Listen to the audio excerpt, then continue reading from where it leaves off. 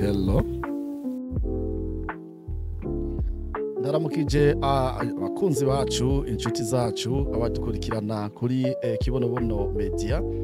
Uyu n'ubundi munsi David Tuyisabe ndagarutse kuri ino YouTube channel yacu, aho tubashikiriza amakuru ajanye n'uburimyi bw'igiterwa c'ikibonobono mu Burundi. Ni intambwe nziza, turashima Imana. Uno munsi rero turi mu ntara nziza ya Gitega, muri komine Gitega, turi muri zone Mungwa ku mutumba wa Mushasha, aho twagendeye umwe mu barundikazi b'umutima bakunda igihugu cabo, banashaka basanzwe baba ku mugabane wa Amerika canke novuga ngira wa Buraya, mugabo muri Amerika, ariko bakunda igihugu vy'ukuri, banezererwa no kumva canke kubona igihugu gifise aho kiva naho cerekeza. No musi rero turi hano, mwabonye vy'ukuri ikibonobono ciza cane hano mu ntara ya Gitega. Uyu rero nkuko twadoje kubibabwira, ni umwe mu bumvise akamo ubwa mbere, ariko aja kuvyumva wewe abitahura. Uvuze huile de ricin canke castor oil, arafise ico abiziko kinini bivanye n'uko kuva akiri muto yibera muri Amerika. Hanyuma ivya amasoko y'ikibonobono, iyo bagurira amavuta y'ikibonobono we arahazi. Umunsi wa mbere rero ansanga muri biro, yaraje akavuga icongereza cinshi wanashaka, ariko mu nyuma ndumva ko agerageza kuvuga ikirundi. Hanyuma aranyereka ati burya je no gutera intege, inyuma yo kumbaza utubazo twinshi, nagoma ndababwire yuko nubwo atabonetse hano muri kino kiganiro, vuba tuzogaruka aboneke abibibwirire vy'ukuri. Ni umwe mu bantu nshimira cane vy'umwihariko mu bijanye n'ubu burimyi bw'igiterwa c'ikibonobono turiko turakora. We arashobora kuba atabizi, mugabo mubo twagiye tuganira kenshi bagiye bavyumva. Harabibaza yuko ati n'ububeshi bwa kibonobono tuyu muhungu ariko aratubesha, ariko uyu murundikazi yitwa ku mazina Jenzi ko yitwa Ani, mvukira y'Igitega, ariko mu Burundi habaye nkingira nk'imyaka 3 gusa acarigira muri Amerika.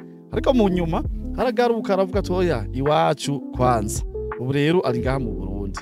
Aje rero yumvise two turavuga kibonobono, we yaje aranyereka ati isoko ya mbere ngiyi, isoko ya kabiri iri ngaha, isoko ya gatatu ngiyi, isoko aza abifise mu telefone arabinyereka vyose. N'umuntu rero yarasanzwe avuye hariya, tuvuga yuko bazi kibonobono cane. Vyaranteye intege gose kubona aje anyereka ati gende mukore murime, hanyuma uzoheza uze twicare tuganire, jewe nzoshobora no gufasha mu buryo bucanke buriya kugira ngo ikibonobono kironke isoko. Murumva rero ko nari ndonse umuntu anteye intege vy'umwihariko, aje anyereka neza yuko bishoboka kandi ayo mavuta y'ikibonobono ayazi. Bari kumwe n'umuntu mbere w'umuvyeyi nawe nyene akuze w'umurundikazi, babana hariya muri Amerika. Wewe amavuta y'ikibonobono yarayafise mu isakoshi yiwe agendana, atubwira ibiciro ayagurako. Aba rero baciye bagura imbuto z'ikibonobono, carazizana hano aratera ikibonobono, ari mu bateye ubwa mbere. Murabona yuko vy'ukuri ari umurima uteye igomwe. Twahageze turanezererwa cane, abo babikorana canke ababimukorera barubahirije vy'ukuri amametero. Kibonobono ciwe kirahema neza, gitanguye no kuzana amashurwe. Ndabona yuko niburi nko mu ndwi 2-3 umwimbu w'ikibonobono kubumvise akamo ubwa mbere, ngira ngo uzoba ari mwinshi. Aha rero mbonegeweho akaryo ko guhamagara uwo wese ariko aranyumva, uwo wese ariko aradukurikirana, wumve wewe uvuka mu Burundi, wize kuri ya mashure nyene amwe nyene y'iwacu twebwe twizeko. ariko aba baza bafise impamyabushobozi z'ikirenga vy'ukuri bari ku rwego mpuzamakungu, ariko bo bakemera bakaza gufata itongo ryiwe. Kumbure uravye iyo namanutse hariya gushika ku mwonga uruzi, sinabajije uko rwitwa, itongo ryiwe ryose aryujujemwo ikibonobono kubera azi akamaro kaco.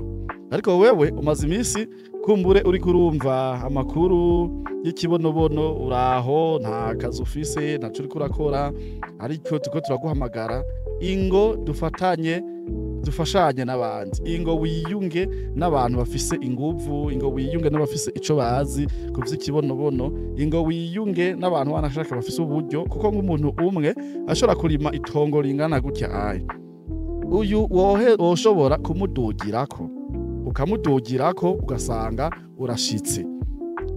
Rero nta vyinshi tuvuga, ino video reka tuyigire ngufi, tuzoyigira ndende mu gihe mweneyo ubwiwe azoba ariko arashinga intahe yerekana ibijanye na kino giterwa. Kuri Kibonobono Media jewe ndabaheranye novuga ikiganiro kigira kabiri.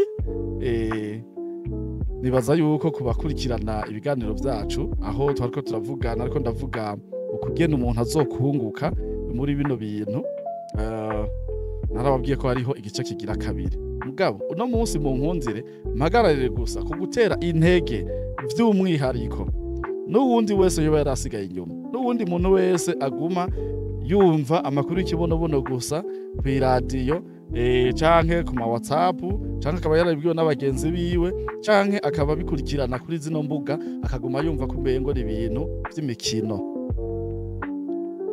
Aba diaspora kenshi iyo muriko muradukurikirana muguma mubibaza ati aba ni babandi nyene, murumva ko hariho uyundi mu diaspora mwene wanyu, umuvukanyi wanyu, mushiki wanyu, we yaje akanadushikira.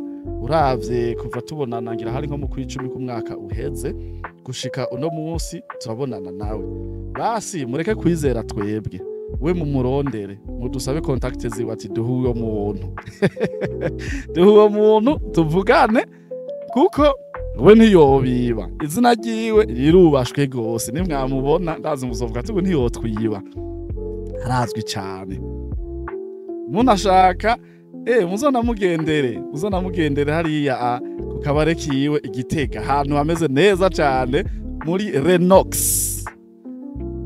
Ukaba ushaka wari ugifise amakenga ingo mu Burundi cyangwa uri umunyagitega, kikama muri Renox uvuga ati nkeneye patron wa Renox, niwe nshaka ko tuganira. Ubwa mbere bazokwakira neza, niho hantu hambere je nje Gitega maze kubona.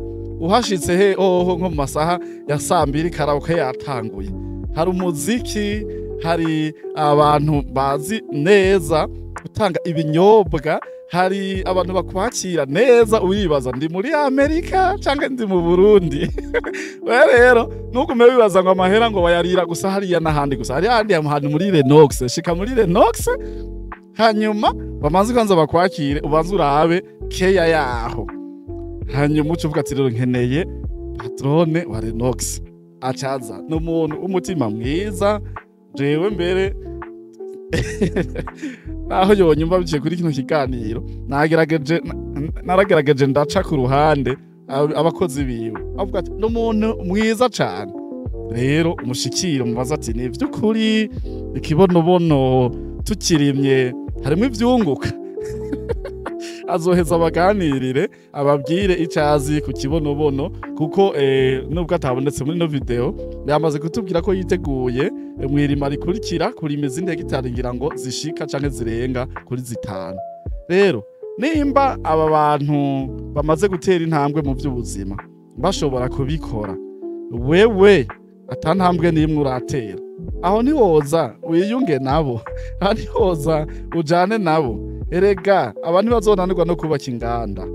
Uyu wenyene turi kumwe ngana ubwo atabonetse kuri kamera, uruganda rujya dukeneye je ndazi ko yogubaka. None bibaza ko ibi byose yabirimye kugira bipfu busa, yabirimye kugira ngo yubake abone ko bimuzaniye amafaranga. Uzopfuma umukozi wiwe aguhembe amafaranga, akoresha abakozi benshi cyane, uzovuma uba umwe muri bo kubera ko mwamenyanye muhujwe n'ikibonobono. Nivyo je numva nobabwira, ibisigaye navyo hano Igitega turahakorera rero kwaja kubona ino video abanyagitega mushike hajya hari ishure ry'imyuga, ucinjira nyene niho hari ibiro vyacu, niho dukorera. Abari Ngozi ni nyuma ya kaminuza ya EAR, mu Kirundo turiyo, mu Rumonge turiyo, mu Cibitoke turiyo, ni kuvuga Ibubanza turiyo, mu ntara zahahora ari uko ari 18, aho tutarashika ni Imwaro na Bururi na Muramvya, ariko Muramvya mutwitege turaje, nibaza yuko gushika nko kuwa kangahe gutyo kuri indwi tugiye gutangura tuzoba twuguruye biro imuramvya, n'abanyamuramvya ntimusigare inyuma, muze tuje hamwe. Ibi bintu ngo twabibabwiye rasa akamaro kanini, birazimvye, birimo amafaranga menshi, muze tubikore basha. Ibisi vya David muze tubikore, mumva ko n'abandi bafise ubwenge, bafise ubumenyi, bafise amafaranga, bagendera mu modoka bakuranya, bariko barabikora. Ariko wewe uguma uvuga ngo ivyo ni vyawe, ejo batunge ngo barivye, ngo ni babandi nyene batunga. Oya, bobo umuntu arashobora kubereka ati ibi ni vyunguka, kumva ko ari vyunguka bakaza bakabikora. Murakoze cyane rero, mugire aho muba mwubahwe. Hanyuma inyuma ya kamera twari kumwe na Zombi cameraman, hanyuma tunabamenyesha yuko twariko turakora igikorwa cyo gushiraho amabiro mu ntara.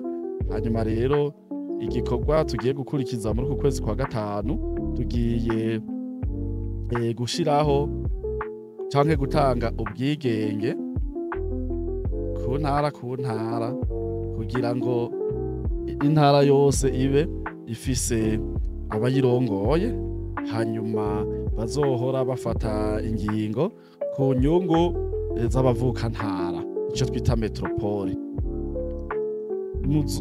Nzobagendera ndabereke, mwagumye mubibaza ko David ariko arayegeranya abantu kugira ngo kumbure habibe abaje wenyene afata ingingo wenyene. Oya, ahubwo rero jewe kwari kubahamagara gusa ndabereka ati nimukora ibi vyunguka. Hanyuma rero tugiye kuzoshiraho amakoperative ku ntara, kandi koperative yose izoba yanditswe ifise ubwigenge, novuga izoba yanditswe mu kigo gitwara amakoperative. Hanyuma ni kuvuga zo bari abarimyi b'ikibonobono Gitega, abarimyi b'ikibonobono Ngozi, abarimyi b'ikibonobono Rumonge, abarimyi b'ikibonobono Muyinga, abarimyi b'ikibonobono hariya. Abo rero abo tuzofashanya gushiraho nk'indongozi bazoheza rero babafashe, hama twebwe nk'abafise vision tuze twerekana rero tugira encadrement, tubafasha kubaronsa ya masoko, mahinguriro n'ibindi. Nta kindi, ntimave mwibaza yuko ngo ni David ngo kuno kunakuriya. Oya, ntabwo ndi jenyene, nzoheza rero ndabereke uko nabitegekanije bizogenda. Tugire kumbure ico no kwita federation y'abarimyi canke urunani mu Kirundi rw'abarimyi b'ikibonobono. Murakoze cyane.